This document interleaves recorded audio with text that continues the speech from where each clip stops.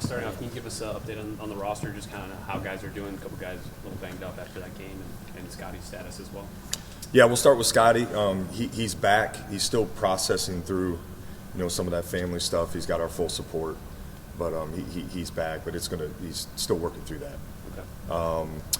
Bruce will be the other one I imagine you want to hear about. He got hit in the thigh, kind of took a knee to the thigh. We're still evaluating him, but and then Roddy obviously I know was out for a stretch of the game. We expect him to, be back. He was obviously able to return. So anybody else you had in mind? I think that was most of Everybody's a little banged up this time of year, right? It's that time of year. I think it's that time of year. So we got an unbelievable training staff, and Q does a great job getting guys ready. Yesterday was more of a recovery day for us, specifically because we didn't know who we were going to play till later in the evening. But we took full advantage of yesterday to recover.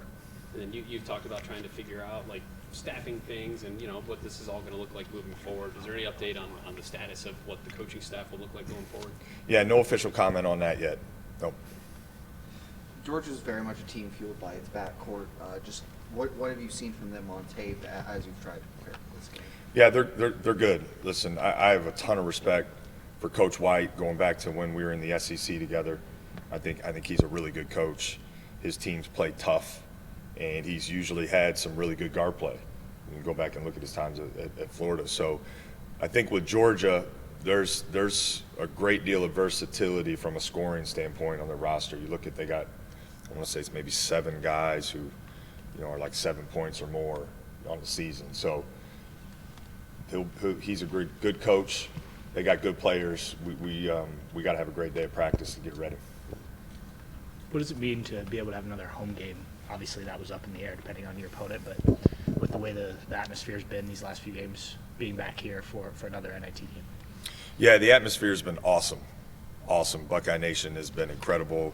The Nut House has been there. We've felt the presence of our fans in both of these NIT games, and I think it's helped us particularly down the stretch.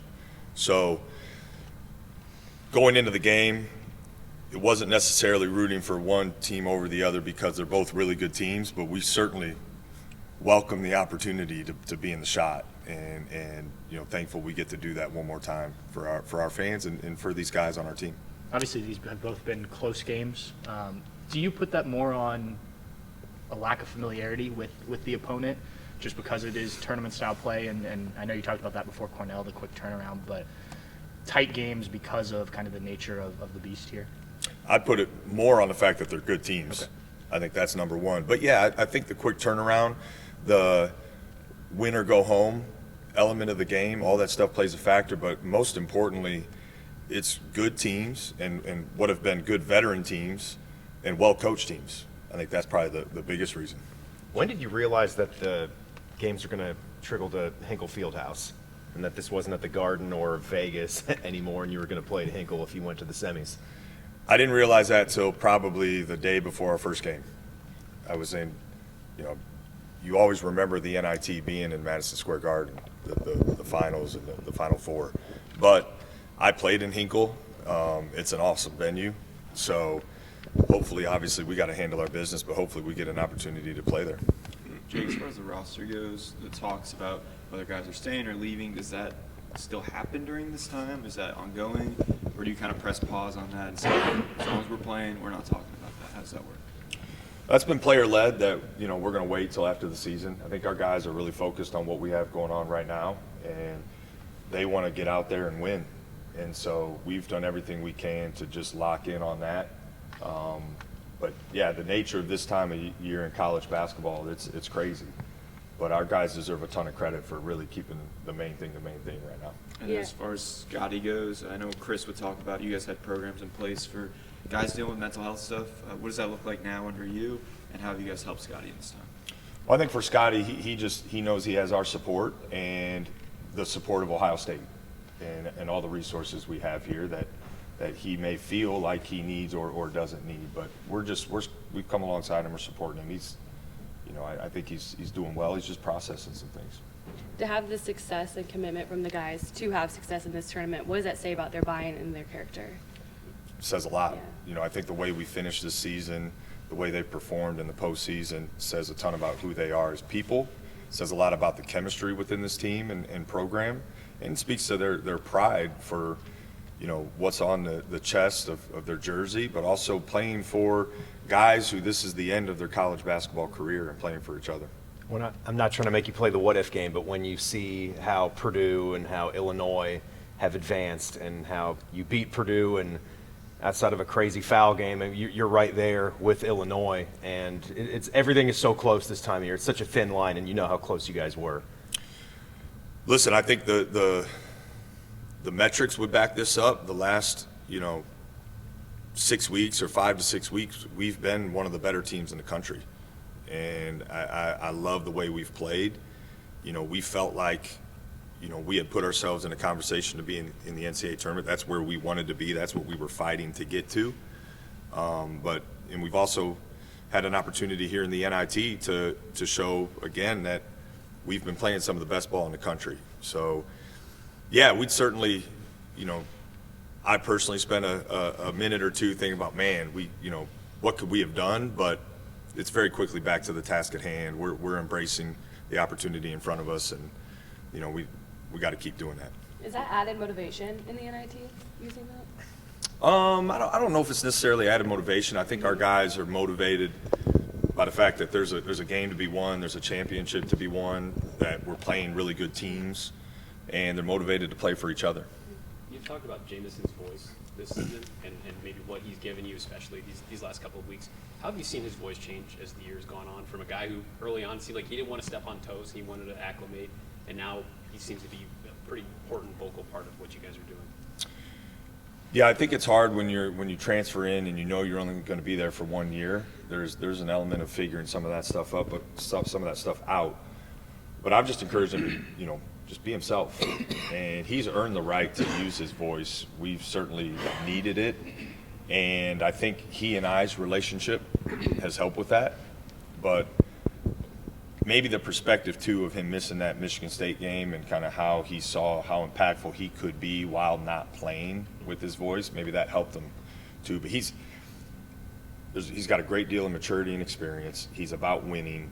Like, he's about all the stuff you want a leader to be about, and you're seeing him now embrace that leadership role down the stretch of the season. And it's been really impactful for us. His play certainly has. I don't want to minimize that, but so has his leadership.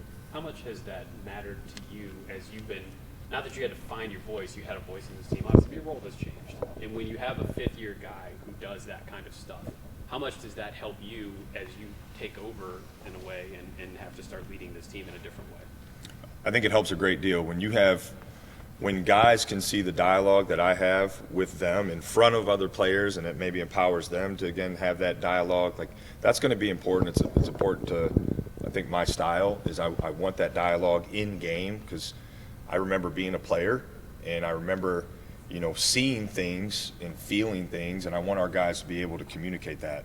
So you're seeing maybe younger guys who aren't used to having a voice witness some older guys who are now maybe have strengthened their voice and used it more, and hopefully that encourages everybody to have more dialogue and things specifically in game. I think it's really valuable for players to do and offer that. You went to Dayton yesterday for the state championship. Just how surreal was that to be there as the Ohio State head coach, and what was kind of the reception there of coaches, officials, fans? I'm sure everybody was happy to see you, I would think. Yeah, that was an unbelievable reception. I hadn't thought about that or anticipated that going into it, but for obvious reasons, the state tournament, state championship holds such a special place in my heart for our family. And I love being a part of that. I remember being a part of that long before I was in high school. It's something I look forward to every year, and I feel like our association here does a great job putting that on. And so it's something I hope to just be able to be at, every year.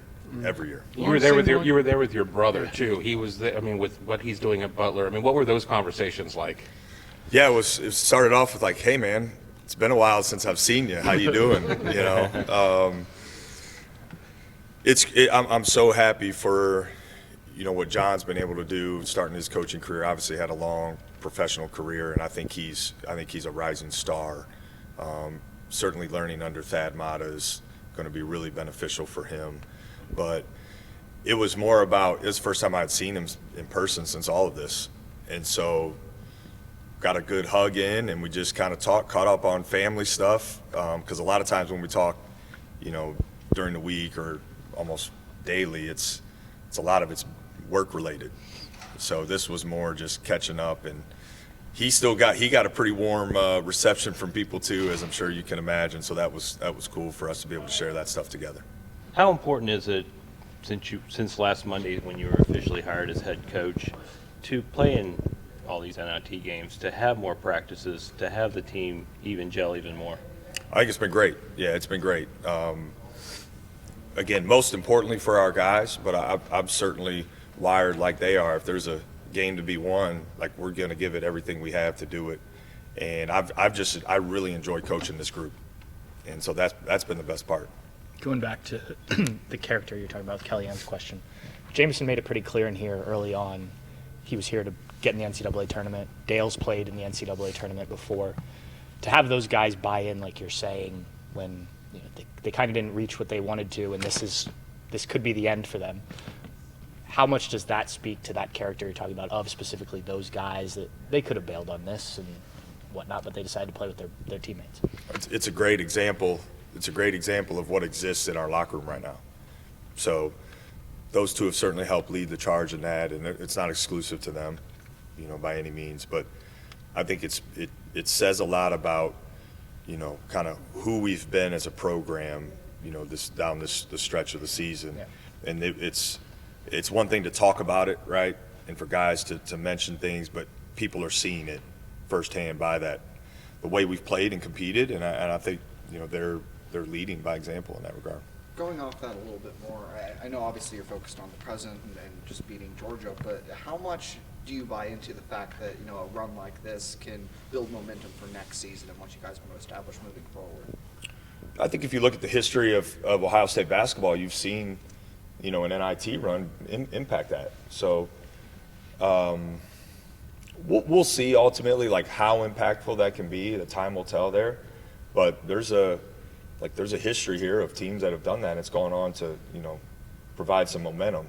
I think today's landscape of college basketball may impact how much, certainly, but yeah, we're not doing this because of that. We're doing it because of the guys we have here, but we'll certainly welcome as much momentum as we can get moving forward. For a guy like Taysom, how valuable can this time be, considering he missed time in the preseason? And also, how hard is it to just come in and hit a three like he has, it seems like, the last 3 or 4 games for you guys, just when you're playing 3 to 5 minutes a game? Yeah, he's been, I think he's been really good in his minutes, and you can see we've tried to give him an additional part of the rotation, and he's earned that. He's earned that. He's a good player. There's no question about that. I feel for him because of just the choppiness of his first year. It just was, it really, not certainly certainly out of his control, right? But I think